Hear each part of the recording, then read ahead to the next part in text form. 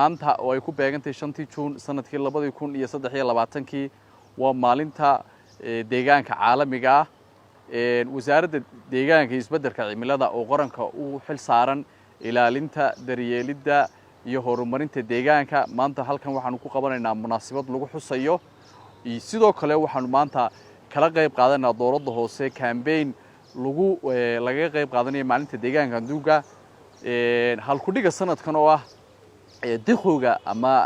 ka dhasha waxa loo yaqaan diqowga ama anti plastic solution ka dhasha bacaha oo aad ogtihiin in dawladda Soomaaliland hore u mamnuucday waxaan halkan jecelaynaa maanta fariintan uga faa'iideysto in dadka Soomaaliland ugu baaqo inay joojiyaan isticmaalka ma la yiraahdo bacaha ka samaysan caaga isla markaana ku bedelaan kuwa marka la saaxiibka deegaanka كل برنامجية بدن باس سعودة وزارة وضع سدي بدل كي تالو هلي لها عادي هذا هالكم حن شغالي إن نوجو بوريو دوينها جمهورية الصوماليلاند إن الدجاج كيلاشنا الدجاج هو نلوشيني الدنيا ده وضعه بدنه كتر سن مانتا أيا extension إنه كده عودو أي بربران أمله وايبة سبب تناي تهاي ريالسي أما negligence أما ضياعات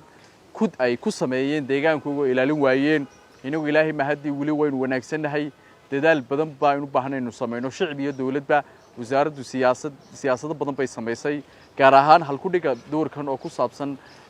siyaasadda maareynta qashinka aanu sameeynay oo golaha dawladda golaha wasiirada la hordhigi doono dadaal badan baa socda mashaariic badan baa socda sanad walba 5 sano ugu dambeeyay dawladdu uu gadwada ka madaxweyne president Muuse Biixi way kordhinaysay miisaaniyadda wasaaradda deegaanka iyadoo dareensan ahmiyadda ay leedahay aad iyo aad man dhamaan halkan waxa jecelahay ka salaamo shaqaale weynaha wasaaradda deegaanka isbeddelka cimilada ee habeenimo maalinba ka shaqeeyay ilaalinta deegaanka kuwa xarunta jooga kuwa gobolada jooga dhamaantiin ilaahay waxay nooga rajaynayaa sanadkan sanadkiisa inaynu guul ku gaadhno iyo inagoo deegaankeena ilaalinay